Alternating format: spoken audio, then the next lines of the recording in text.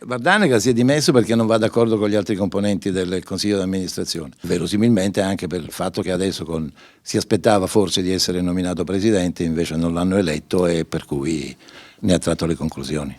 A raccontare il motivo dell'uscita del vicepresidente di Veneto Banca, un socio, Leonardo Ancona, componente del consiglio direttivo dell'associazione. Le rivelazioni mentre crescono rabbia, tensione, frustrazione e disperazione tra gli oltre 90.000 soci di Veneto Banca, in attesa dell'assemblea prevista nella seconda metà di dicembre, quando le loro azioni potrebbero sciogliersi come neve al sole.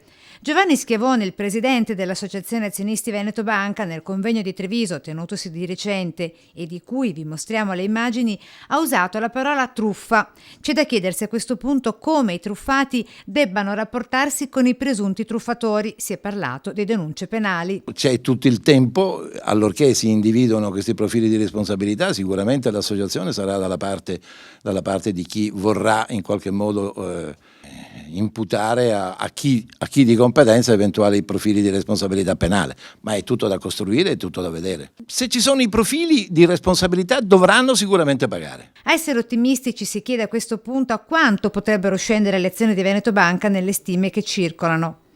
A 15. E ad essere pessimisti? A 10.